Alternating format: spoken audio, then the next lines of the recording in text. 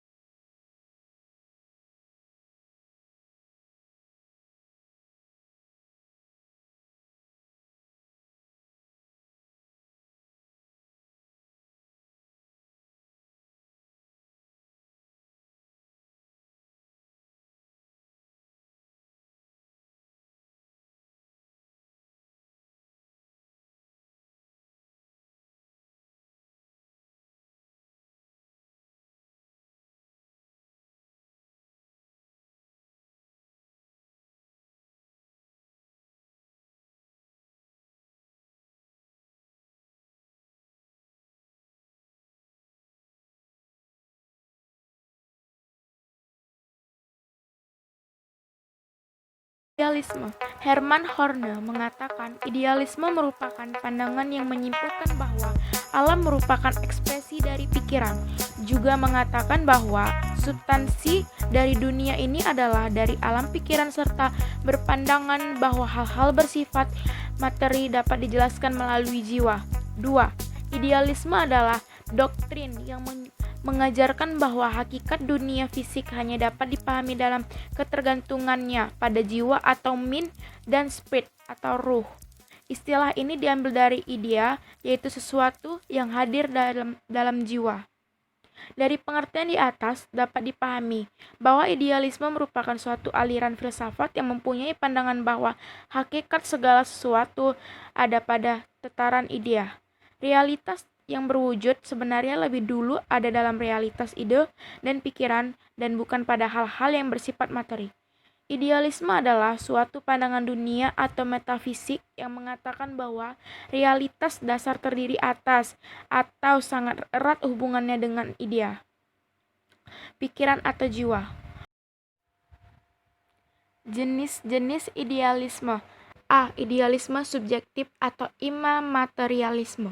Jenis idealisme ini kadang-kadang dinamakan materialisme atau fenomenalisme. Idealisme subjektif adalah filsafat yang berpandangan idealis dan bertitik tolak pada ide manusia atau ide sendiri. Alam dan masyarakat ini tercipta dari ide manusia. Segala sesuatu yang timbul dan terjadi di alam atau di masyarakat adalah hasil atau karena ciptaan ide manusia atau idenya sendiri. Atau dengan kata lain, alam dan masyarakat hanyalah sebuah ide atau pikiran dari dirinya sendiri atau ide manusia. B. Idealisme objektif. Idealisme objektif adalah idealisme yang bertitik tolak pada ide di luar ide manusia. Idealisme objektif ini dikatakan bahwa akal menemukan apa yang sudah terdapat dalam susunan alam. Menurut idealisme objektif, segala sesuatu baik dalam alam atau masyarakat adalah hasil dari ciptaan ide universal. Pandangan filsafat seperti ini pada dasarnya mengakui sesuatu yang bukan materi, yang ada secara abadi di luar manusia. Sesuatu yang bukan materi itu ada sebelum dunia alam semesta ini ada, termasuk manusia dan segala pikiran dan perasaannya, alam susunan alam. C. Personalisme atau idealisme personal. Idealisme personal yaitu nilai-nilai perjuangan untuk menyempurnakan dirinya. Personalisme muncul sebagai protes terhadap materialisme mekanik dan idealisme monistik. Bagi seseorang personalis, realitas dasar itu bukanlah pemikiran yang abstrak atau proses pemikiran yang khusus, akan tetapi seseorang, suatu jiwa atau seseorang berpikir. Tokoh-tokoh idealisme. 1. Plato, tahun 347 sampai 477 Masehi. Menurut Plato, kebaikan merupakan hakikat tertinggi dalam mencari kebenaran. Tugas ide adalah memimpin budi manusia dalam menjadi contoh bagi pengalaman. Siapa saja yang telah mengetahui ide, maka manusia akan mengetahui jalan yang pasti dan menggunakan ide tersebut sebagai alat untuk mengukur, mengklarifikasikan, dan menilai sesuatu yang dialami di kehidupan sehari-hari. 2. Immanuel Kant, tahun 1724 sampai 1804. Ia menyebutkan bahwa filsafat idealisme transendental atau idealis kritis menitik berakatan pada pemahaman tentang sesuatu itu datang dari akal mulai yang tidak tergantung pada sebuah pengalaman. Implikasi filsafat idealisme dalam pendidikan. 1. Peserta didik atau anak didik bagi idealisme. Peserta didik implikasi filsafat idealisme dalam pendidikan. 1. Pendidik atau guru. Guru menempati posisi yang sangat krusial, sebab gurulah yang melayani murid sebagai contoh hidup dari apa yang kelak bisa dicapainya. Sang guru berada pada posisi yang lebih dekat dengan yang absolut dibandingkan murid, karena ia mempunyai pengetahuan lebih tentang dunia. Ia punya pengetahuan lebih tentang realitas sehingga mampu bertindak sebagai perantara antar diri anak didik dan diri yang absolut. Peran guru adalah menjangkau pengetahuan tentang realitas dan menjadi teladan keluhuran etis. Ia adalah pola panutan bagi para murid untuk diikuti baik dalam kehidupan intelektual maupun sosial. Contoh idealisme. Contoh pada suatu pendidikan. Ketika seseorang guru menjelaskan mata pelajaran matematika dan guru tersebut memberikan sebuah pertanyaan. Pertanyaannya 6 tambah 4 sama dengan. Kemudian peserta didik menjawab dengan jawaban yang benar, yaitu 10. Itulah yang bisa disebut dengan ilmu yang sejati. Pada intinya, sejati adalah ilmu yang pasti. Contoh seperti pada mata pelajaran matematika tadi, di mana semua jawaban itu pasti. Contoh yang ilmu dalam pendidikan yang berubah-ubah adalah ketika seorang guru memberi pertanyaan tentang warna apa yang sangat menarik pada pelangi, lalu peserta didik akan menjawab dengan jawaban yang berbeda-beda. Itulah yang dapat berubah-ubah dan tidak pasti. Dan akan kita lanjut ke realisme. Pengertian filsafat realisme ialah pandangan bahwa objek-objek indera adalah real dan berada sendiri tanpa disandarkan, tanpa pengetahuan lain atau kesadaran akal. Realisme merupakan salah satu pemikiran aliran klasik yang disadarkan kepada Aristoteles yang memandang dunia dalam tema material. Realisme berpandangan bahwa hakikat realitas ialah fisik dan juga ruh yang bersifat hal fisik dan rohani.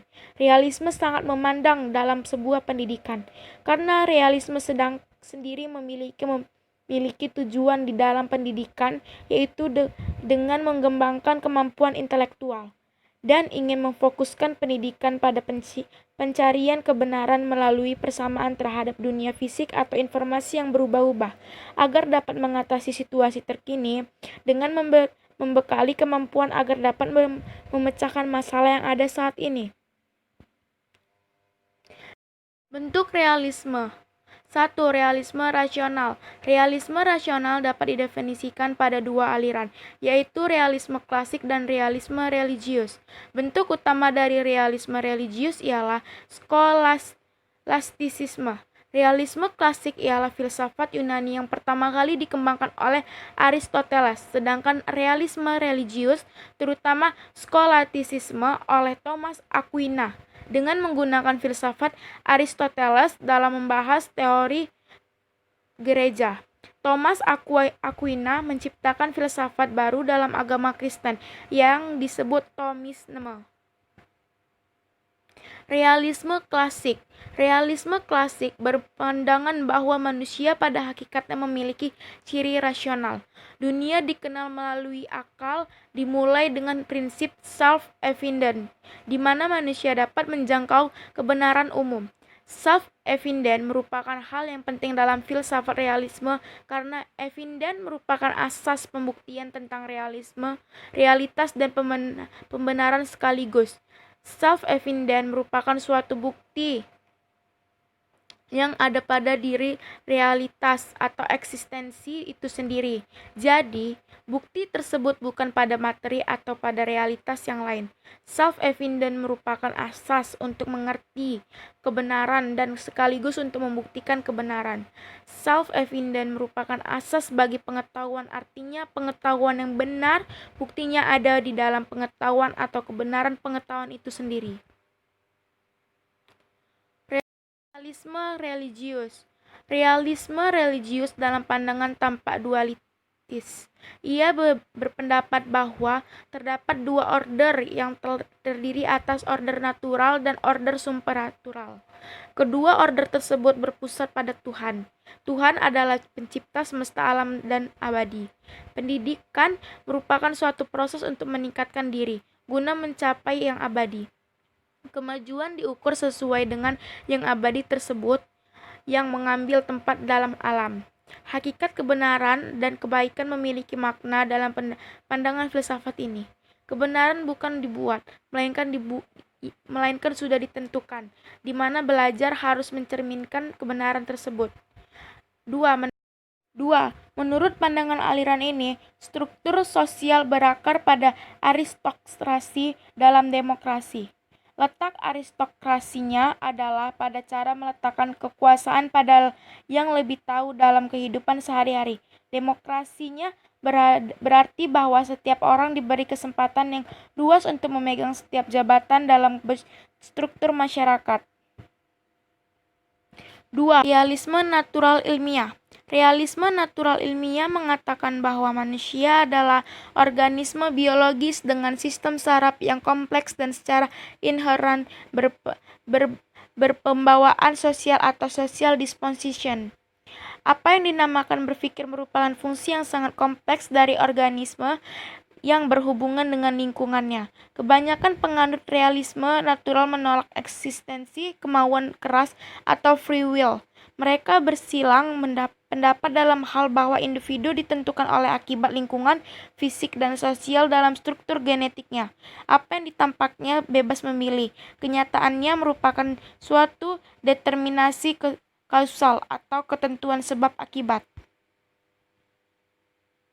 Tokoh filsafat realisme. 1. Tokoh yang menganut aliran realisme klasik Aristoteles. Gagasan-gagasan atau bentuk-bentuk seperti ide tentang Tuhan atau ide-ide tentang sebuah pohon bisa ada walaupun tanpa materi. Tapi tidak ada materi yang ada tanpa bentuk. Setiap bagian dari materi memiliki baik sebuah fisik penting atau tertentu yang menyeluruh silogisme, disusun dari sebuah premis atau dasar pikiran utama. Premis minor jadi kesimpulan. Aristoteles menggunakan silogisme untuk membentuk kita berpikir secara lebih akurat dengan menyusun pernyataan-pernyataan tentang realitas dalam sebuah logika. Bentuk yang sistematis yang sesuai dengan bukti dalam situasi tertentu di bawah pembelajaran. 2. Thomas Aquinas, seorang guru hanya menunjukkan para pelajar pada pengetahuan dan pemahaman dengan tanda-tanda dan simbol.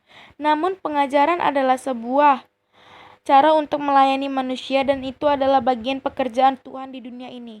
Menghantarkan murid dalam ketidakpedulian dalam pencurahan adalah merupakan pengabdian yang terbesar seseorang yang bisa diberikan kepada orang lain. Implikasi terhadap pendidikan. 1. Tujuan pendidikan, penyesuaian hidup dan tanggung jawab sosial. 2. Kedudukan siswa. Dalam hal pembelajaran menguasai pengetahuan yang handal dapat dipercaya. Dalam hal disiplin, peraturan yang baik adalah esensial yang belajar, disiplin mental dan moral dibutuhkan untuk memperoleh hasil yang baik. 3. Peranan guru. Menguasai pengetahuan, keterampilan dan dalam teknik mengajar dan dengan keras menuntut prestasi dari siswa. 4. Kurikulum. Kurikulum komprehensif mencakup semua pengetahuan yang berguna, berisikan pengetahuan liberal dan pengetahuan praktis. 5. Metode. Belajar tergantung pada pengalaman, baik langsung atau tidak langsung. Metode penyampaian harus logis dan fisiologis. Metode conditioning merupakan metode utama bagi realisme sebagai pengikut behaviorisme. Baiklah, sekian dan terima kasih hasil presentasi saya. Maaf jika ada kesalahan atau berlebihan kata-kata, mohon dimaafkan. Terima kasih. Assalamualaikum warahmatullahi wabarakatuh.